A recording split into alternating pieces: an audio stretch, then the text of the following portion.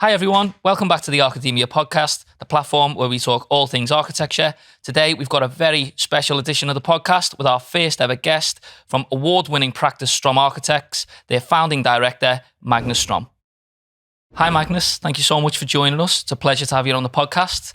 To start us off, would you just give us and our audience a bit of a background in where you grew up and stuff and how you became to fall in love with architecture? All right, thank you first of all for having me on the podcast. So I grew up in Sweden, and my parents were always interested in architecture, and as long as I can remember, since I was 5 years old, I actually wanted to be an architect. And I suppose it's quite unusual to know that from such a from early in your childhood. But in Sweden, the whole modernism or functionalism, as it's called in Sweden, was something that was very kind of welcomed, and it became part of everyday life. So you were all the time exposed to architecture, whether it was in your school or your swimming pool, and and I always remember how that was something that really influenced me as a child, and I was very interested in it. And then, unfortunately, going to school in Sweden, there was only 3 schools of architecture in Sweden, and you had to have top grades across the board to get in, which I didn't do. I did you can do a test to get in, and I did passed the first test, but not the second one. So I kind of slightly gave up my hopes on becoming an architect until I then thought, crikey, I've wasted a few years now after school. It's actually what I want to do. So that meant that I had to go abroad and do it. And in 95, Sweden became members of the European Union. So that was like happy days, because it meant that I could go study abroad. So I applied to a few schools in the UK, and I got accepted in all of them. By one I applied, so I thought, yeah, why not? Let's do that. So that's how I came about coming to England to study. And I ended up studying in Portsmouth, the Portsmouth School of Architecture. And I didn't really know anything about it at that time, or about the school, really. It was a bit of a lucky dip. I wanted to be by the sea, and I happened to end up in Portsmouth because it was closer to the airport than Plymouth. I felt very lucky because there was a really good period. I think they had a golden era which I managed to hit, where there was, Dr. Professor Sir Colin Stansfield Smith was a professor of architecture. It was numerous really, really great tutors, and it was like a period for 10 years when a lot of exciting things happened there. I think they had the highest numbers of firsts in the UK, for example, on the degree. So it was a really great place to study, and that's how I got started. That's great. It's so interesting to hear that that you had to go abroad basically to do what you loved. Obviously it's different here. So many universities offering the architecture course. In terms of you guys, obviously being home birds, you both studied at Liverpool. There was no desire to move anywhere for you guys? Well, we were quite fortunate with that regard. So probably a similar story with myself, Magnus, that I probably wouldn't have got the grades to get into like a really top end university. But luckily at the time, we've got 2 universities, Liverpool and John Moores, and John Moores had a less stringent criteria. So I actually got in John Moores, and it allowed me to basically bypass the first key gateway, which is the grades. And then I think once you're in university, it doesn't really matter after that. You find your own way, and that was sort of my experience. And I was similar in regard that I wanted to be an architect from a very early age. And it was from primary school when I learnt about St. Paul's Cathedral and Christopher Wren. And I always knew I wanted to do it. And I've always felt quite fortunate in that regard, that not a lot of people know what they want to do, and I always geared me learning towards that. Yeah. And pretty much the day me and Jack met, we said we'd have a practice one day as well, didn't we? So So feel quite fortunate ourselves. But I suppose, Kenny, what you're getting at there is, fair play to you, Magnus. It's quite a brave move to have moved abroad, especially the architecture in Sweden's a lot better than the architecture over here. That's both true and not true, I think. When I came here, I had no idea about, architecture or anything at all. I knew I was interested in it, but, as you study, your interest grows. And that thing, as you said, if we employ someone, do I care where they went to university? Do I care if they went to the AA or Bartlett or whatever? No, I don't actually. It's all about the portfolio and what they've done. That's so much more important. And that's so that's cool. What you really need is to find one tutor. You only really need to have one tutor that's going to inspire you and really kind of you're going to pick up on something, and you can develop something and you run with it. It doesn't matter so much where you are. And, I've taught at uni as well, so it's that relationship with your tutors, and you need to find someone that you can latch onto, someone that can open your eyes to something and guide you. And I think that goes through your whole life, that you can have mentors or business consultants at different stages that keep pushing you. It's probably quite refreshing for the younger listeners to hear that as well, who probably think, oh, I'm not going to be able to get into like the AA, and it doesn't really matter. Like, because if then they look on Strom's site, the houses, the producing are exceptional, and you can get there by your own way, can't you? Not the traditionally prescribed way, so to speak. And this is something I've always kind of instilled in junior staff in our practice as well. To be a great architect, it is kind of from within, isn't it? In terms of that determination to just be the best you can, all that sort of stuff. And again, that was obviously, we had a little chat off air beforehand, and that was what I was saying about something that we're trying to get across with ArchAdemia as well, is trying to inspire people. There are a lot of downsides to being an architect. It's quite stressful, that sort of stuff. But I am of the opinion that if you keep striving to, if we're just on a practice level, if you continue to improve the quality of your clients and the quality of your service, and something that we'll touch on a bit as well is obviously on your website, you're very deliberate in your process, and I bet you that contributed to the quality of project that you find yourself on today. And I think that's an important message as well. The route to there isn't as important as how you kind of use your skills and your own determination to kind of get there. So. Yeah, I mean, I think that determination, as you say, is very important, and that comes, something we probably talk about a little bit later. But what is it that actually works, and in that process, and how do you know where you want to go? And it's like I've always been very focused, and I used to do a lot of sports at quite a high level when I was younger, and I think that you're determined and you're working towards a goal, whether it is your degree or your first job or where you want to go and set up your practice. I've always, in a weird way, I've had, 1 year goal or 3 year goal or a 10-year goal. I mean, right now I've run out of goals, so I feel a bit rudderless. But when you have all of these goals and you've got something to work for, and it's the same thing when you have a practice, you got to figure out where you want to go. Where is the destination? Where do I want to be? Where do I want my practice to be in 10 years' time? And if you don't know that, how do you know where to go? And it's that journey to get to that place. Some people might be lucky to fly there or teleport there. Some people, may have to hitchhike all the way or cycle or walk there. And it takes, everyone has got a different way of getting to that destination, whereas they want to do. And it's numerous different ways. There's no right way. There's no wrong way. But that is the thing that changes. But the destination is the same. And if you got that goal in mind the whole time, you should hopefully reach that one day. Yeah. So I'm sorry to think about, because the stuff you're talking about there, 5-year plans, and without that, you don't know what your practice will look like and stuff. And our practice has been going for 6 years now. I think we've probably only just about landed now on what our original vision was. I think as a new business owner, you've got to kind of just take on a lot, haven't you, and try different things.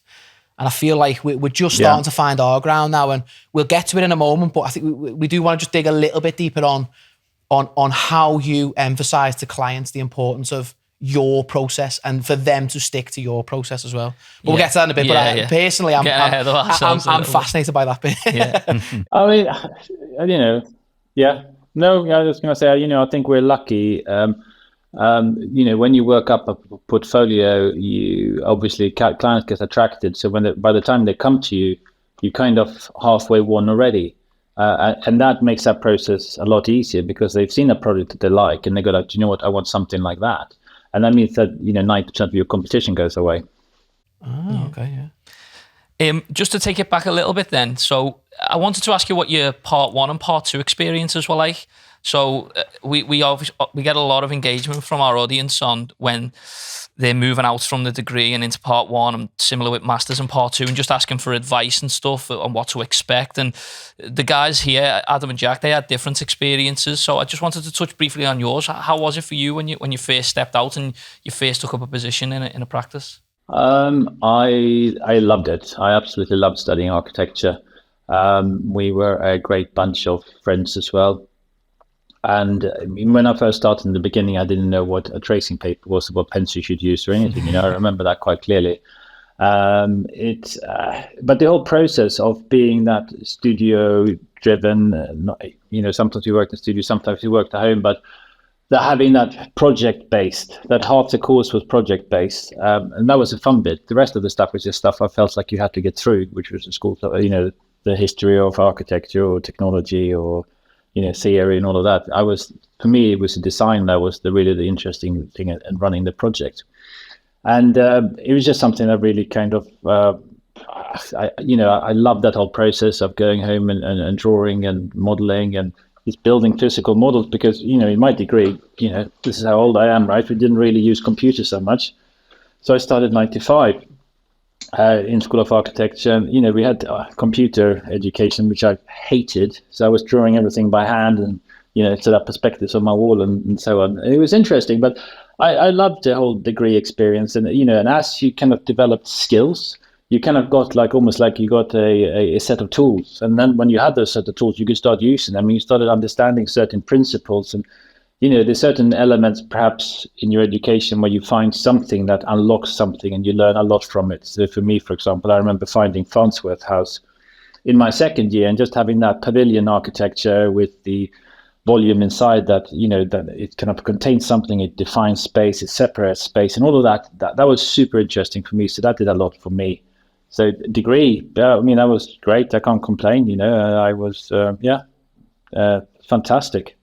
And then obviously went on to doing a year out where I first worked in London at McAslan and Partners, and I found that very hard because I was earning £12,500 a year, and you didn't have enough money, so you ate like Tesco value bread with jam for breakfast, for your packed lunch kind of thing.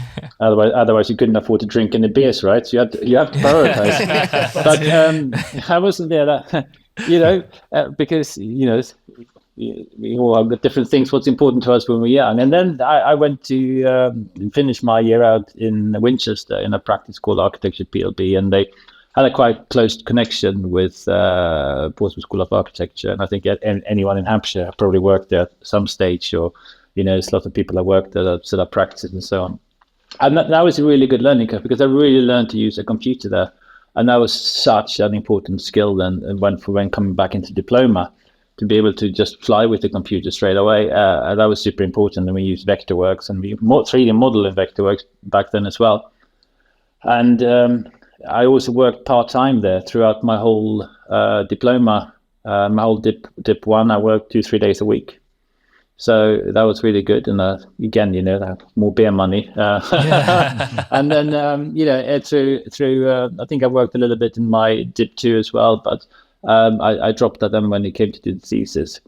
When we started diploma, I was toying with the idea of perhaps going somewhere else, but for me it was like I had already removed country once, and I didn't feel like moving again. I was quite keen on trying Spain or something, but I just thought it was too much. I thought I'll hang out and stay in Portsmouth. Diploma 1, I thought it was quite difficult because we did a lot of urban studies and urban master planning and all of that kind of stuff that didn't interest me.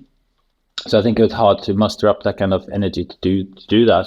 But then when we did Diploma 2 and we had a dissertation to write and a thesis to do, you could do what you wanted. And that, I absolutely loved that because you could spend so much time in really doing what you wanted and exploring it and testing ideas and, just building models or whatever it was. And that was a fabulous idea. And, great, really. I got nominated for the silver medal for that as well. So, yeah, it was like all-round positive experience. And then I ended up going to work for my external examiner after that in Dublin, do Black and Mamar. So that was a great experience for me. Yeah, that sounds brilliant. How was Dublin, by the way? How did you find that? How long were you there? Yeah, I was in Dublin for a year after I graduated from Dip 1. Before I got one of my old tutors from Portsmouth, he asked me to join him because he had worked on his own while teaching as well. So he asked me to join his practice, and so I was one of his first employees. So I was there for 8 years before I set up on my own. Yeah. Wow. And is that because you stood out as a student? Did you stand out? Because obviously an external examiner. I know that's quite a tricky one to judge, but. Yeah, I mean, like I did probably, I did have some very good grades in my Diploma 2, and obviously getting the silver nomination was fantastic. And John Marr, he was one of the principals of Blackhammer Marr. He had previously hired people from Portsmouth, so it was people from previous year that had been there and so on. So he was almost kind of following on the tradition where he would pick up a few students, and it was just a great place to work in Dublin as well. We did some fantastic one-off houses, and they did a lot of one-off houses both in Ireland and in Ibiza, for example, and around Europe. So it was kind of followed on a theme that I was very interested in, work on private houses. Yeah. Would you say at that stage in your career, your signature style was sort of evident by that point? I know you mentioned like Farnsworth House, and you can see in some of your projects they're similar to some, like Mies van der Rohe, they're quite minimalist. Would you say that was shining through at that stage, or did it come a bit later? No, I think that was something that came later, but I think that when I was at John Party Architects, I mean, I don't know, I must have been involved in 25 houses over those years I was there. So you really kind of hone your skills in terms of, understanding space and how family home works and what you need and what you don't need and how all that works together. So a lot of those things about the brief and so on, it almost becomes second nature by now, I would say. But the signature style, that I don't think that came on until much later. And I remember after I set up my practice, you kind of sit there and you got your, I worked from home for a few years, but you kind of get a design and you go like, oh, what am I going to do now? It's no one, I got to do this on my own, and I got to do it. What do I actually stand for? And I remember what I did was I went back to my thesis and my dissertation, and I reread what that was about. And it was almost about, I was striving for a clarity in what we were doing. I was never an architect that kind of fancied the whole Zaha Hadid kind of shape finding thing. Instead, it was based on 4 points really, which was construction. How are you going to build this building? Is it a concrete frame or a steel frame or a load bearing masonry or timber or whatever? Construction and details. How do all of those different bits come together? And then materials, what are the materials that you come together into details, and how is it ordered? So it was quite a pragmatic approach, but then I realized as well, that it's kind of not enough, because you can be very pragmatic about something, but you need to add a little bit of, something that is beyond that. And that's where design came from. And for me, very much, it is, lots of architects, they start by space planning, and it just kind of grows from a plan.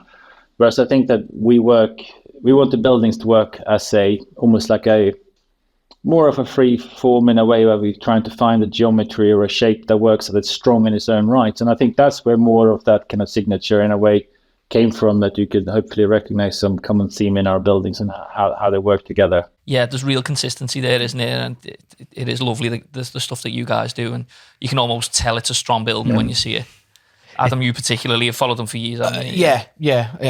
I'm fanboying a little bit. Got my mouth just wide open when I'm listening to you. But you know what? This is a little off gender a touch, but there is a debate, isn't there, about style? Whether should you have a style or should it be a little unique per project? And I've actually always been of the opinion that you should have a style. You and it's something that we've tried to do over the years. Is you do want to you want to have a recognizable building. More locally to us, there's a great practice called Shed KM, and they always put a splash of yellow on their projects, and you can just tell that. And I do think that's important. And again, that just something that I love seeing about your philosophy is, it isn't just about style, it's about a philosophy and a process and all that sort of stuff. And you clearly believe in that. And just for the benefit of our audience, would that be your piece of advice in terms of you would encourage others to generate at least a philosophy? It doesn't have to be the same looking thing, but at least get a philosophy nailed down and try and pursue that? Yeah, I think so. And it's the same thing as like when I have the discussion with people here in the office that work here, and I keep trying to say, like, we talk a lot about what our ethos is and what it is that is important to us, and they always like, oh, is that very strong, or isn't it? And that's something that we try to think about, that ethos. And it's like I always say to them when they're designing something, don't do what you think I would do, because you need to understand the philosophy and then apply yourself as an architect to work within that framework almost. It's almost like the better we can define what that is, it's almost like these tram lines or whatever, the better people understand that, the more freedom they have. So there has to be a style. I mean, I think that there's variation, but there needs to be an identity or something. I think that's very important. And I think for us, that's also helped about being a niche practice in a way, because it narrows down. So you become more focused and defined for sure. And it's about curating as well. Designing for me is about curating. I think I'm a better curator than a designer. And what I mean by that is that it's very easy to recognize something, whether it's good or bad. And I think that because you keep recognizing that, you never kind of give up, you keep pushing. Even when you finish a project, you only see kind of the thing that's wrong sometimes. So you keep that process of curating all the time and trying to refine and make things better. And that's another thing that keeps driving forward continuously. Yeah, no, that's great. Great advice. Moving in then, just while we're now talking about the practice and the ethos and stuff, tell us about the start. So how did you come up with the idea of starting your own practice? What was that born out of? And was it a difficult process that you went through, or was it something that you found quite easy? Well, I mean, I think after I graduated and so on, and I worked in that job for 8 years, I was a director there before I set up. And I kind of became comfortable. And I kind of gave up a little bit or forgot what my dream was. And then the recession hit in 2008, 2009. And that, I think, loads of practices came out of that for different reasons. But it just came a time when you think like, I want to do this for myself because I want to push this idea and I push that idea. And sometimes that was perhaps not encouraged. So it was time to do it. But I think that then also setting up some people do it very deliberately, whereas I don't think I did. I had a working drawings package for a house I designed in my previous package to do and deliver it, which I did.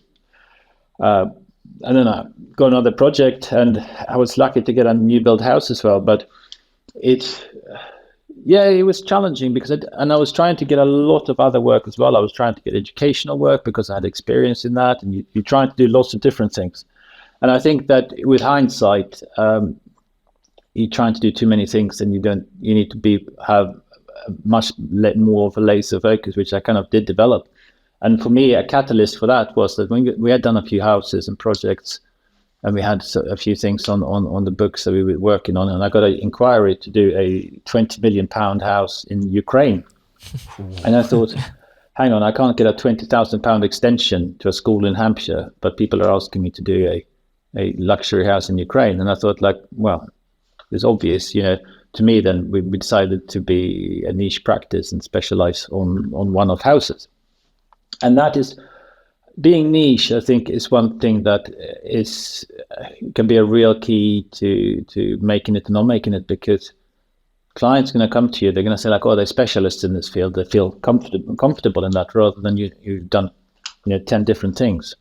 But if you've done one thing 10 times, that becomes something that's very, I don't know, it's reassuring for clients. So niche thing is a very good thing. And the funny thing about that is like now, because we've been in that niche field for quite a while and working on the high-end resi, that's now spilling into other stuff. So that's by being niche and getting, taking a market share and being like, I mean, a thought leader is perhaps the wrong word, but we have a profile now and a brand which kind of goes beyond that. So it means that we have started to do a few housing developments, luxury houses. We've done a scheme in Turkey, for example, of 6 houses. We've done a scheme in Turks and Caicos in the Caribbean of 6 houses.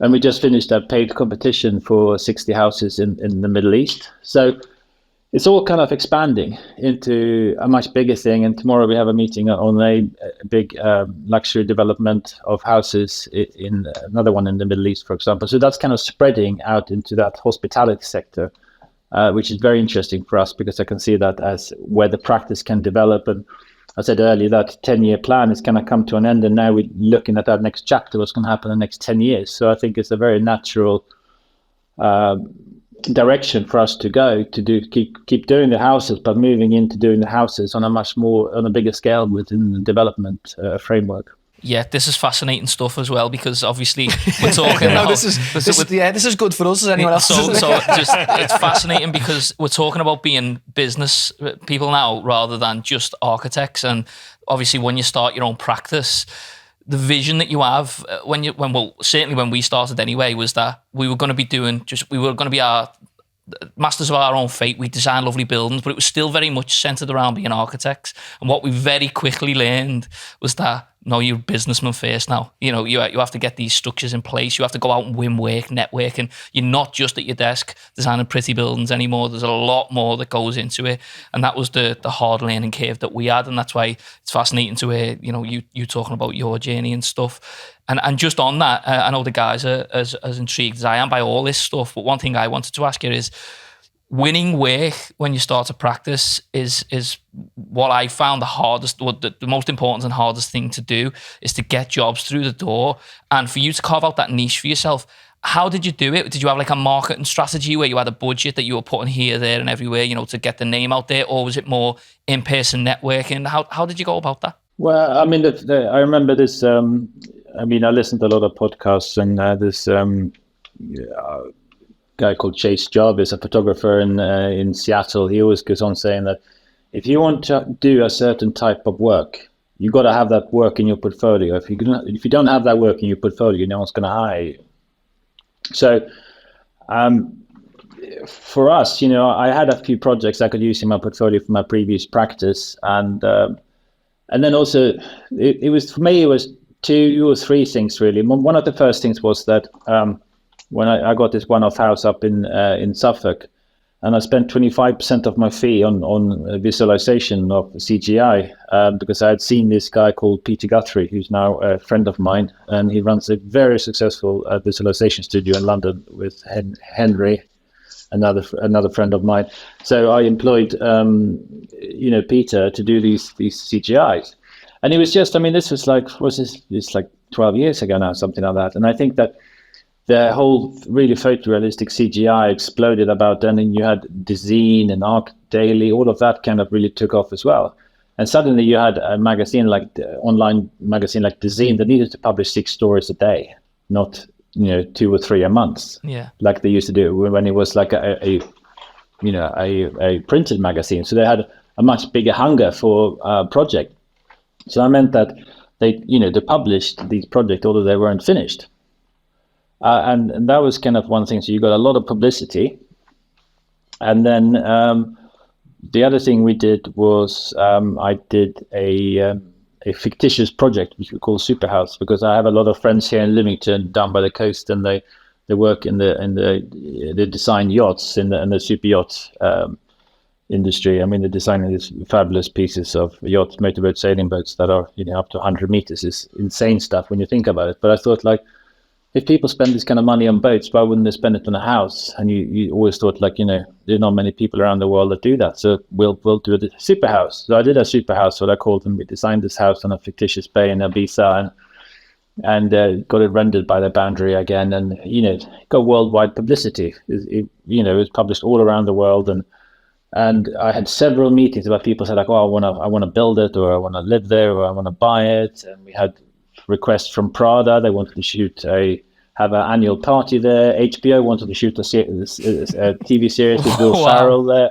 And it's like, it doesn't exist. And, but it was, the challenge with it was that people said, like, oh, if it was real, I'd buy it, but I don't have time to find a site and I haven't time to do it. So, but it didn't really matter because it gave us a lot of publicity. And these proper trickle-down effects, so it really trickled down to other projects, and we had direct commissions from that. It's like, for example, a house we're doing in the States. We did a design for a house in New Zealand. So that all came down from that. And, you can't always pinpoint where things come from, but sometimes people say, like, yeah, I saw that, and I want something similar. Yeah. So, I mean, that's very much how I built it up. And then the other thing that for us was so important was the social media side. I mean, both Twitter, Facebook, and Instagram. I mean, in the beginning, Facebook was quite important, and then that kind of faded away because no one's on Facebook anymore, right? It's Instagram now. Twitter, fine, yeah. Yeah.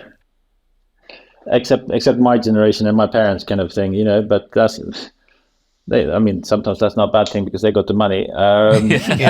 Twitter's kind of, I think Twitter's kind of died a death as well because it's just, moaning. Twitter's for moaning. Facebook is dead. And Instagram works really well because, because we work in the that kind of residential high-end sector, and that kind of imagery goes very well on Instagram. If I was doing, say, school design, in school design, it's not going to have the same appeal to the masses as resi design.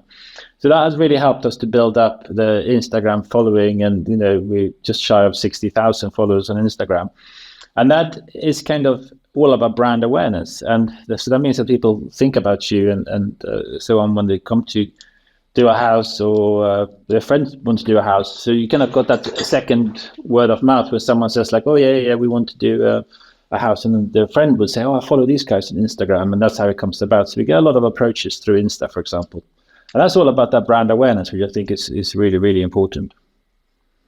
And then the other thing as well that is worth mentioning is like, we in 2014 we got this commission for a house in Swanage, which is called The Quest, and that was actually, they were friends of clients that in my old practice, and they came to me directly, and that was really a nice opportunity to design a retirement home for them. And that house really kind of built on those four principles, structure, details, material, and order. And it was such an easy project to understand, and it was such a clear concept, and that's why he was so successful. And he was, did the whole kind of, it was on the shortlist for the House of the Year, and we won another House of the Year. We must have won 7-8 awards for the house, and he was on TV and so on. And that kind of, that probably still gives us work today, because it's in books and so on. So it still kind of just delivers for us, which is fantastic. Yeah, it's a fantastic project. That's my favourite, that one. Yeah. Our producer's actually looking at it as we speak. He's absolutely blown away by it. Yeah, it is arguably your most famous project. And as you say, the power of that. And again, this is something that we pride ourselves on, that the majority of the work we win is on the back of the quality of the previous job, if you like. And that is such a powerful message for our audience. Generally, you get your ducks in a row as an architect and as a designer, and say the philosophy and all. Get that right. That's a good cornerstone, isn't it, for success? Yeah. It's a pretty good starting house as well, isn't it? And we noted that was the house that you took to the World Architecture Festival in 2014, wasn't it? Yeah, we took it. So again, it was about how do you drive up publicity and stuff like that. So I went to the World Architecture Festival in Singapore when they had the Future project. And, I met loads of people there. It was kind of, you're hanging out and drinking with the guys from MTA27 and stuff. It was great. And then we went back a few years later and presented the building when it was finished. We didn't win anything, but it's still a nice experience to be there. WAF is a funny thing sometimes, I think. But it's almost like, how do you compete? If you're like a building, in Slough, how do you compete in the same category with a building that's built out of bamboo sticks in Vietnam, for example? It's it might be in the same category because they're both schools or housing or whatever, but it's such a different thing that it's hard to compete, I think. So, because everything needs an edge today, right? You can't just have a well-designed building that's not enough to win awards. It's got to have an edge. It's got to be something special about it. Yeah. Everything's got to have a level of individuality to it, or innovation at least. Obviously, it's a big decision as well to go to that festival at such an early stage in in setting up a practice. For the listeners who are probably debating a similar step and strategy, would you recommend that? Did the benefits outweigh the negatives in terms of the cost and the outlay, or what? In terms of the brand exposure that you got from the brand exposure balance out. I do think it's worth to have that because you've got to invest to kind of do these things. So I always kind of invested quite heavily, I think, in driving things forward. Instead of just taking out the money and going buying yourself a car, I did the whole Superhouse, and they had its own website, and we spent a lot of the rendering and so on. So because it's going to give you more in the future. And that's the same thing with WAF and the connections you met and the people you met. For example, I met Amy Frierson from Dezeen and Marcus Fairs, and and you really got to know these people, and that helped. The next time you wanted to publish something, you could pick up the phone to them or something. So I think that it's a good investment because you need to kind of be part of it. In particular, I mean, like it's slightly different with one-off houses because you can't exactly know where all those clients are. They need to kind of come to you. But when you're working on the more commercial side, there's so many kind of relationship building that can happen, and so on. Also with developers and professional clients. Yeah, cool. Spot on. Yeah, very well explained. Stepping into a different area of the business, then. So, client liaison and managing clients is obviously another very large part of our role in the day to day. You've won your commission, and then you've got to try and get them on board with your own vision, and also you've got to try and hit their brief. And one thing I love about your ethos is the mantra that you guys have got, which is slow is steady, steady is smooth, smooth is fast. And just drilling that down into your clients, I absolutely love that as a mantra. Like it couldn't be more true. That's the reason why, but trying to convince people of that, especially if you're working in the residential sector with developers who are doing multi-story apartment schemes and stuff. Where they're trying to make the money is in the minutiae of percentages. So they're always trying to squeeze you for time and squeeze you in terms of your level of creation as well. So that mantra just couldn't be more true, and that's something that I love about Strom. But just take us through that, like how where did that come from for you? When did you come up with that as a strategy, and when did you start feeding that down to clients? When did that come from? I mean, through the whole time I've had the practice, we always developed our systems and how we do things, and which is kind of culminated in this thing we call the Strom Way, and we have a really kind of, I should write a book about this and franchise it, but I'd buy it. It's really a way of now, how we go about something, and it's our, instead of having a standard like a Reba QA system when it says everything that no one's going to look at the stuff in a folder, we use Monday.com, and we kind of have pre-set up all these different boards that every action you need to do is almost on there, or if it isn't there, then it refers to a checklist or something. It just means that there's a certain way that we go through a project, the way we work through a project, and I suppose the more established we become, the more kind of secure we are in saying to someone that this is the way we work. This is the way that we do it. Because otherwise, clients very often think like, oh, but surely you can do it like that, or we can start building before it's finished, drawings are finished and stuff like that. And I think we've all done those things and come to, live by and die by the sword, so to speak, because it's not a good way of doing it, and they're costing everyone money, and everyone's getting pissed off. So I think we continuously just like update systems, and I've listened to so many podcasts and read so many books about business, and it's actually, I think it's an old US Navy SEAL saying, when you're taking ground in battle, if you just run forward, you're going to get shot and die. So if you work, meticulously across the field, everyone in a row, then you're gonna, walk slowly, steady progress, and that's gonna make you the biggest gains the quickest. Yeah. So yeah, there's so many books out there that are great to read, and just about business, and it's all kind of applicable. But I think when you read a lot of these books, after a while, you start recognizing patterns, that there is kind of lots of similarities, and lots of things are, really work in the same way. All the people like to make it their own in the different ways, but it's the same kind of backbone to it. Yeah. Yeah, spot on. I know, Adam, there was stuff that you wanted to touch on in terms of how Strom show online as well for the clients, the wheel of stages for Reba. Yeah, so don't be surprised if you see an extra page on our website for with something similar, because it's one of our biggest challenges as practice owners and architects is to get that buy-in from a client on the right way to do it. And as you say, the more experienced you get, obviously you refine your own process, but I think the more confident you get in that your way is the right way. And I think, and we're almost there, aren't we? With I was with a client this week where we were saying to them of a job of this scale, we need to start at the appropriate scale. So we're at a kind of master plan stage. And at that stage, they're already asking us, well, what does the interior of the restaurant look like? And we're having to instill in them that we need to deal with the big pieces first before we rush into that. And there's a bit of friction, but generally, if you stand your ground, they do buy into it. And I think that those philosophies, they minimize errors. And I love the way you say, ultimately, it is a quicker process because, again, on your website, when you're explaining that process, you say about it when it's too late, decisions that are made on site, it's too late.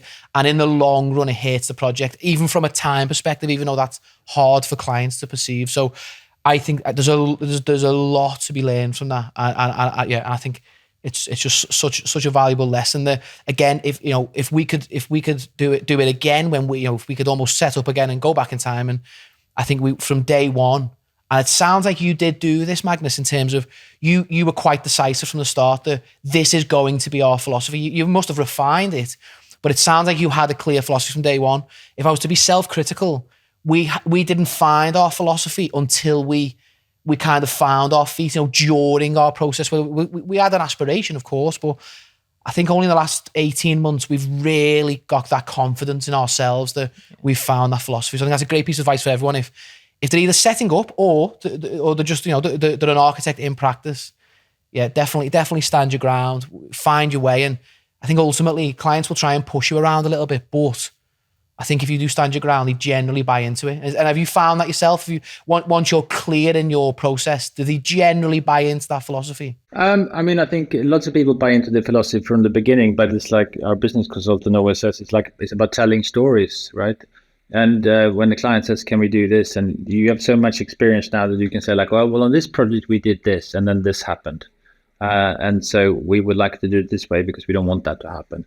And then you can tell that story and people buy into it.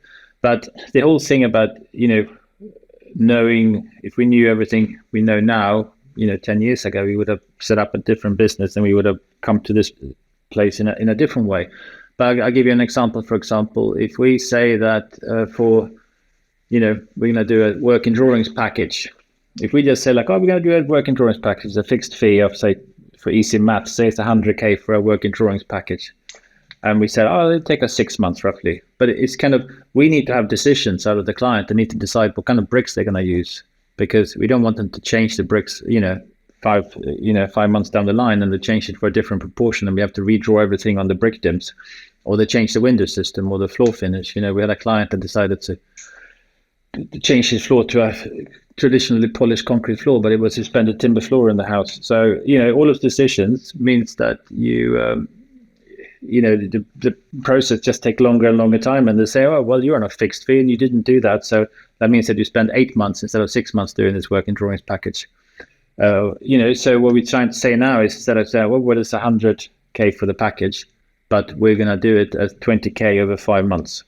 And that's subject to you hitting this checklist that we have and everything going green. If it goes green, we can make that decision, we can move on. But if it goes red, then basically we're running out of time. Then we'll have to extend the process.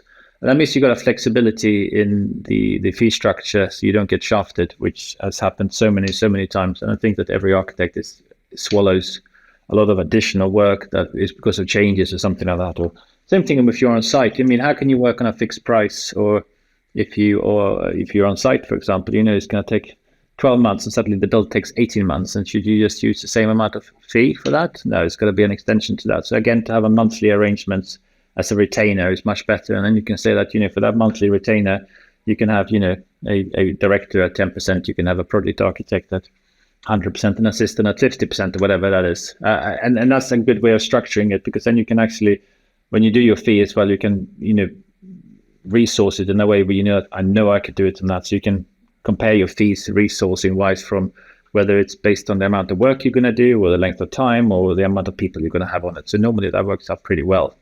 Yeah, that's something that we implemented pretty early on, was sort of a monthly retainer fee against our fees rather than stage payments, because I know the guys have worked at practices where you do it differently, and sometimes cash flow can become an issue, if you're waiting for a certain stage to end and the client sort of won't allow that stage to end by won't allowing you to conclude your design. So you can end up it's stuck in the mud sometimes. Or waiting for the planning consent or something. Yeah, the planners can hold it up for a period of time. The biggest enemy, isn't it, to an architecture practice is cash flow. 100%. So that was something that we done, wasn't it? We started to we'd set our fee out, but then we'd say, let's just draw down on it monthly regardless. And that seemed to help us. So the only question, because we are very much, as you said, very much aligned on that principle.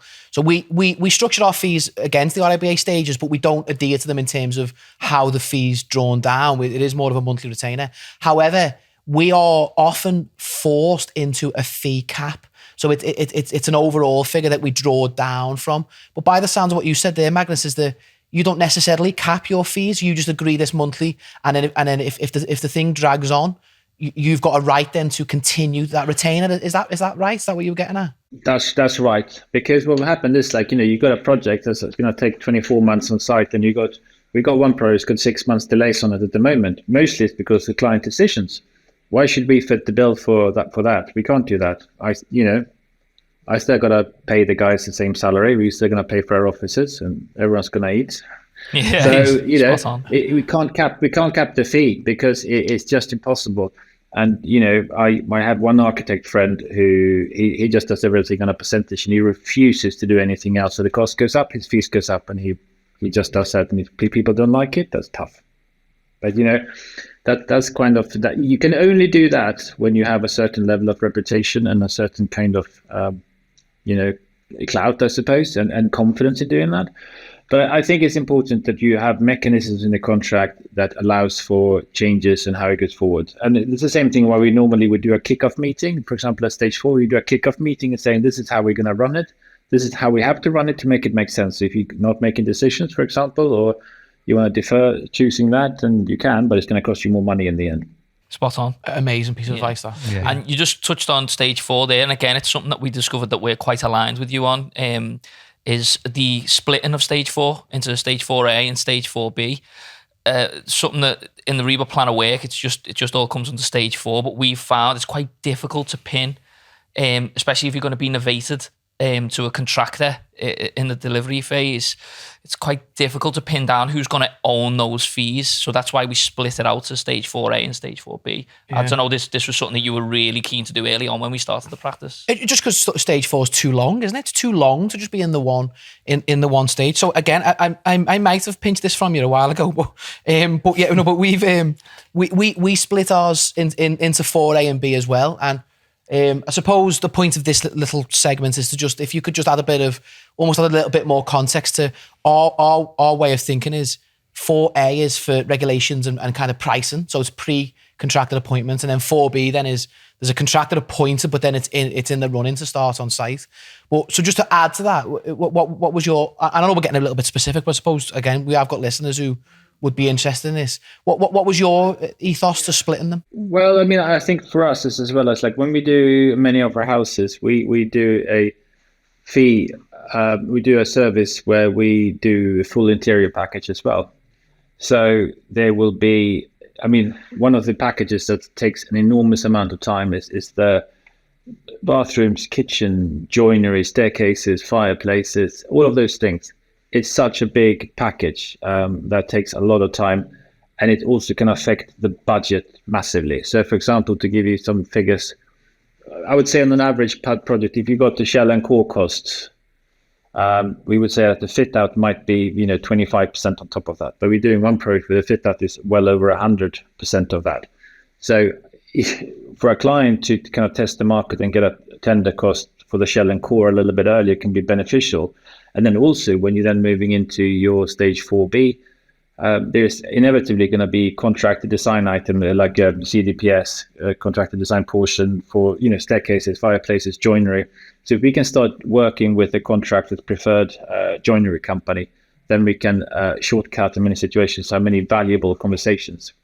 But we're also trying to, reduce the number of contracted design portions, because we don't want an AV consultant to come in when we're on site and then suddenly they're going to start putting speakers in, and then they're going to clash with ducts and lighting that's already been coordinated, and we're going to have to coordinate everything once again. So it just gives us a little bit more flexibility in the tendering process, and it can also speed up the process, because if the client is willing to accept that, we can get a shell and core cost and we can attack the fit out package a little bit later. But again, it's got to do with how you're going to tender it as well, I think.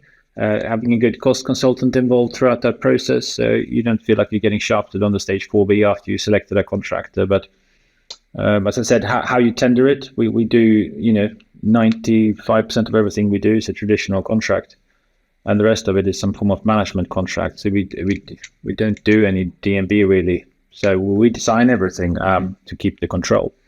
But yeah, that's worked quite well for us now. It's something we're going forward for on all projects. Yeah, that's quite interesting. Yeah, very interesting. Just in terms of moving forward then, so, you touched on earlier the direction that the company's now looking to move forward into, maybe the hospitality sector. I really admire your project, the Neva project, 1 to 5 and Neva 6 in the Turks and Caicos. And that's obviously it's in a difficult environment, but the houses are still very much, even though there's 6 of them and it's not like a one-off super home, they very much still have got that Strom stamp on them. But just in terms of where you're moving the business forward to, and your motivations now at this stage of your career, you're multi-award winning, you are seen as a bit of a thought leader, I would say. So what would your motivations be for the next, say, 5-10 years?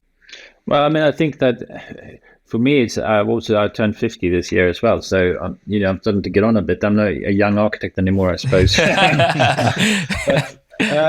I think that, there comes a time as well as like a practice. You think that, there's been a hard slog, right? I've done this for 13 years now, and it's been hard work. And I can't say we've made masses of money or anything. It would be nice to start, to feel that, to attack the business side a little bit of it, and think about, I'm got 15 years to retirement, right? Not that I think I'll retire in that traditional sense, but I've got to start thinking about what's the next kind of thing, and how the business can develop. And I think it's very interesting for us how we can start doing this bigger project and trying to, because they're going to bring us greater financial security, but then it also means that we'll have, we can perhaps drop some of the one-off houses we do, because some of the smaller ones we find very difficult to make them work financially for us.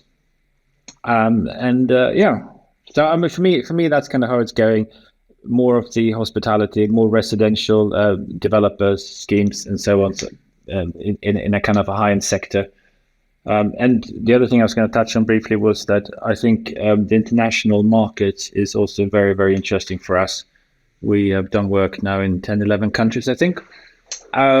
It's hugely rewarding to work overseas for several reasons. Number one, I think, is that if a one-off house client comes to you, they to go overseas for your choice of architect, it means that they almost have more respect for you and what you say, because they made that extra effort, because they know, of course, it would be easier if you hired an architect at home, but that means that you have, very often with some of international clients, we have much more in-depth dialogues on architecture on an academic level, so to speak, and that's really interesting.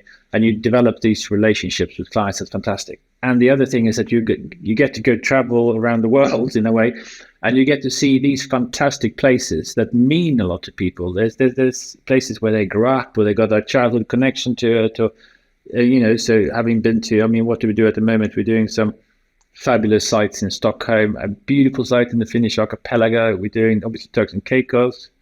We're doing this beautiful site, 2 sites in the States. They're both equally beautiful. One is on a little cove close to Newport. One is up in the Virginia in the mountains, up in Shenandoah Mountains. It's just stunning to be able to do that. It's and have those dialogues with clients and go and spend time with them and get to know them. It's super, super rewarding.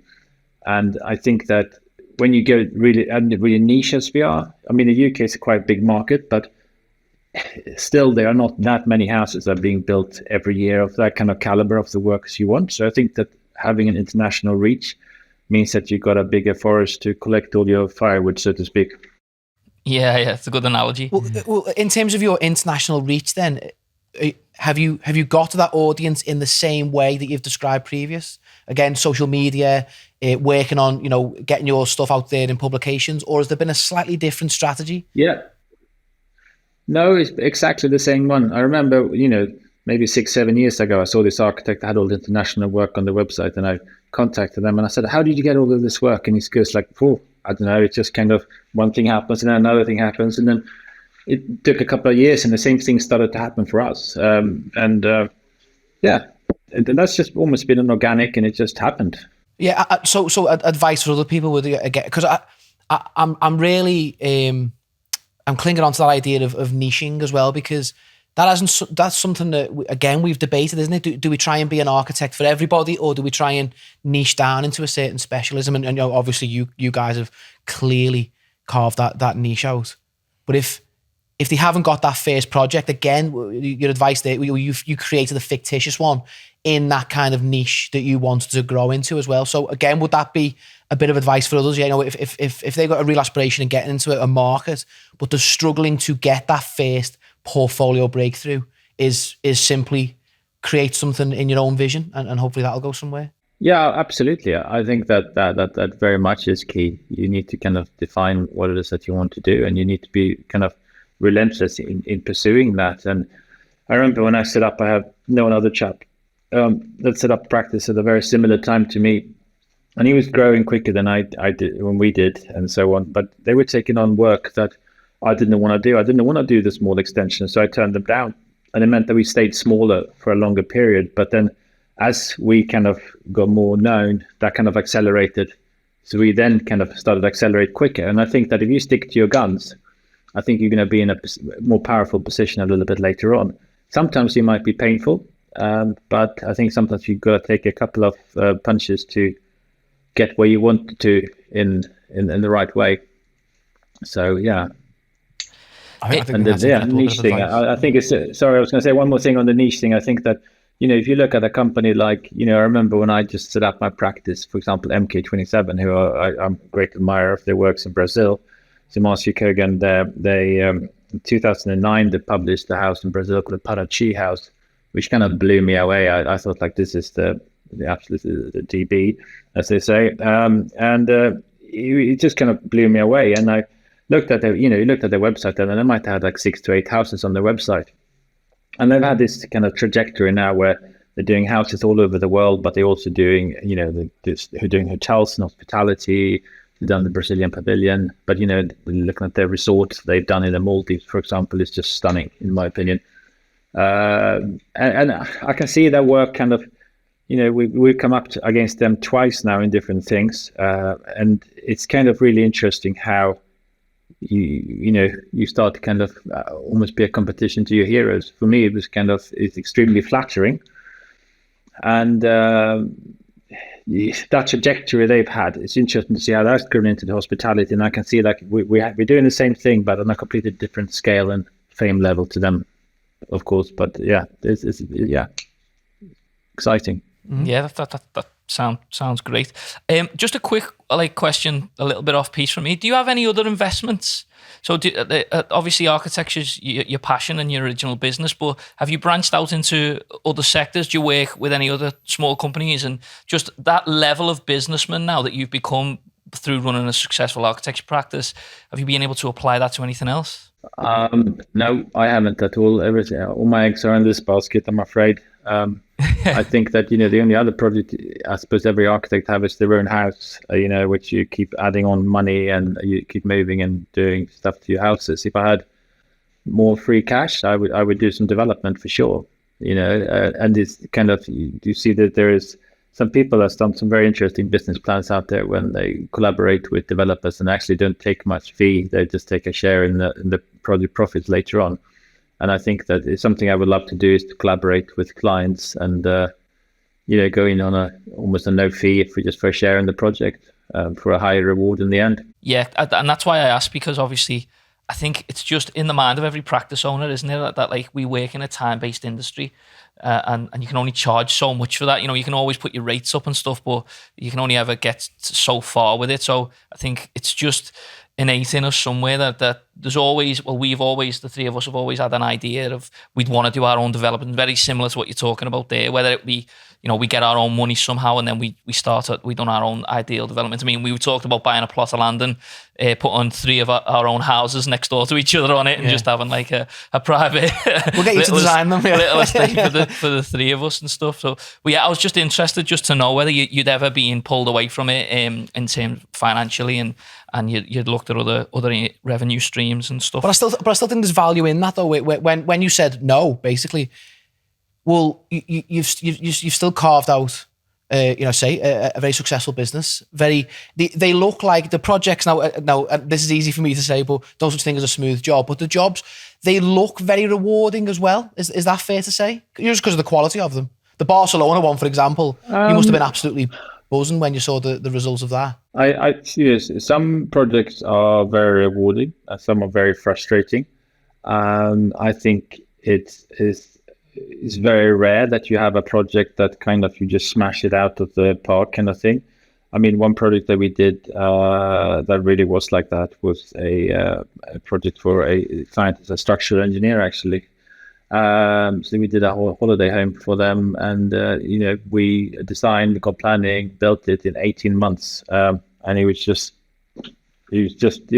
beautiful process, and it was what the cost plan said, and it was just it was just a dream. Whereas then we have projects that has gone through COVID and gone through 30% cost inflation through cost of living crisis. And then you end up redesign and doing things for, just to get it over the line and stuff. So sometimes it's very hard work. It's very hard work. But I think that it's always rewarding when you come to see the projects and when you see them finished. And I think when you come back to a project after having been so deeply involved, when you're there, you just see everything that is not 100% how you wanted it. But when you come back to it, maybe 6 months later or a year later, you see it for what it is. And then you're going to go like, wow.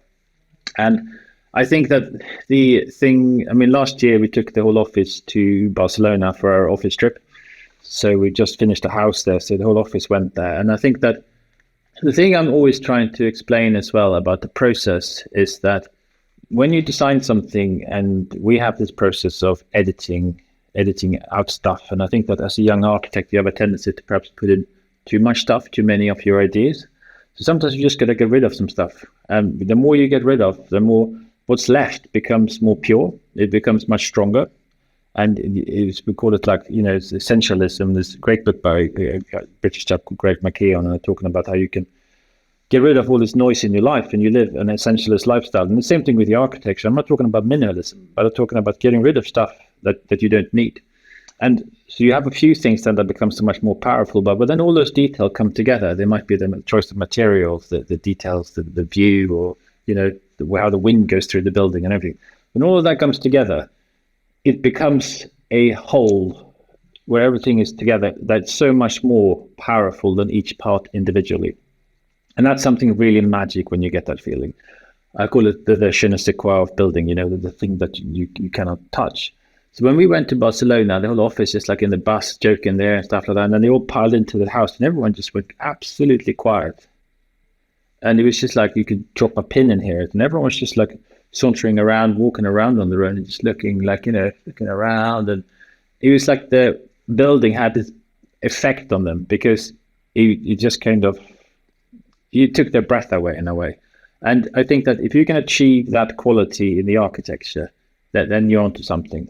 And it's the same thing, I can't compare myself to the cathedral designers, but the experience is that, when you walk into a cathedral or a great church or a space, you go, wow. And it's that space and what you created, that is so much more. And to create that stillness, I think is something that kind of amazes me every time, and how you can be, that is the most rewarding part of the whole process, I think, is when you achieve that. And when your client, sends you pictures, I got lots of my clients on WhatsApp and they send you pictures, they're sitting on the terrace at night and they just kind of, that's very rewarding. Yeah. And that's a perfect answer. It's exactly what I was trying to almost draw from you was sometimes we get messages through all our various channels, mainly obviously on ArchAdemia, where some are telling us that we're inspiring to be architects and some are asking us, is there any point in continuing and stuff? And we're always trying to bang the drum that, there is that. The point of being an architect is exactly what you've just described. That result, there aren't many professions that give you that feeling, are there, at the result. That's the point of being an architect. And that's one of the key messages that we're trying to get across. So yeah. That's your motivation every morning, isn't it? Yeah. Even if you're working on a project that's really frustrating, you're stuck in the mud, you're struggling mentally to get past things on it. If you wake up every morning with that, but when I create this, at the end, there's going to be a space that people are going to stand in, and that feeling of that stillness and that awe that people are in when they're in your space, that's motivation enough just to keep cracking on. Yeah, spot on. Just while we're on, we're obviously talking about Barcelona House there. One thing that I wanted to ask you, and we're going to ask like every guest this that we have on it as a practice owner, is just two quick questions on what's your favorite project at Strom, so that you for whatever reason, the one that sits in your heart the most. And then outside of that, just generally in architecture, I know you mentioned the treehouse in Brazil earlier. What's your favorite building, and who's your favorite architect, just generally? I think that's always a difficult question. I mean, when I was at university, I looked at, I studied a lot of Corbusier and Zumthor. But, as I mentioned earlier, Farnsworth House, when I discovered Farnsworth House, I did something very interesting to me. Although I was never that massive Miesian fan, but Farnsworth House was something that was very special for me. And all those, the Stahl House in LA, which is kind of, I suppose you can feel a little bit of that in the Barcelona House. The Pierre Koenig, Sheets, Goldstein House, Lautner, and the Brazilians that are working today, I think, are fabulous. MQ27, Jacobson Arquitectura, Isai Weinfeld, Arthur Casas. They will do stuff that I think is pretty amazing at the moment. I mean, the modernism works really well in that climate as well. So I think that's very successful. Some people would say it's a little bit, it's still hanging on to modernism in some way, but it's a contemporary version of it that I think works really well. Of our own jobs, I mean, I think the Quest is always going to be very special because it was one of the first kind of one-off houses that we did, and it was very successful and it fell for the practice. I mean, at the moment, we've got so many exciting things that are, Meadow House is almost completed. I mean, that's very special as well, because it's something where we've done the whole with interiors and everything. And I think that's something that's going to be really special. And Barcelona feels very special as well. And we got a very special one. I mean, there's so many of them. I think that it's very hard to say, that project is my favorite. There is elements of every project that have something almost magic about it, I think. And I could say things about each project that makes it special, and the way that, the America ones, the Finland ones, the Sweden ones. There's so many. I can't say this is a product, because we're all trying to have a very high standard for all of them. So I think that there's different elements to each one that is special. So it's not like, you have favorites of your children in a way. You love different things about them sometimes. Yeah. Fair point. Yeah. And then it was coming towards the end now. So I suppose we've sort of touched on what I wanted to ask you to sort of finish on, but because we've just generally sort of meandered our way through your journey and stuff. But as a final message, what do you think the keys to success would be? So for a large portion of our audience, even if they're just starting out, maybe their end goal is to, one day run a practice, whether it's going to be similar in style to Strom or RBA or whatever it might be. But what would your keys to success be? I think there are several points to that question. Several answers to that question. I would say, like, the first one is, like I said earlier, you need to figure out what your destination is. Where do you want to go? And then, of course, there's numerous ways of getting there. The other one is, I think it's specialize, be niche. I think that's a quicker way to kind of get the market share of something. I would just say, if you want a very super minimal white house, where do you go? Or well, you go to John Paulson, or if you're in Med, you go to Franz Silvestre. That's why he's got 1.2 million followers on Instagram, right? Because he's got a super small niche, but he dominates it. The other thing I think is that, surround yourself with talented people. You can't do all the work yourself. You got to learn to delegate. That's not always easy, but you got to learn to do that. And then just not people in your practice, but also have outside advice. I mean, I've seen a professional mentor who specializes in architecture and creative businesses for 5-6 years. And then after that, we also took on a business consultant 2 years ago. And that just really helped us to sort out our kind of, more strategic things about how our office is structured and finances and budget planning and stuff like that. So we got great confidence in the business.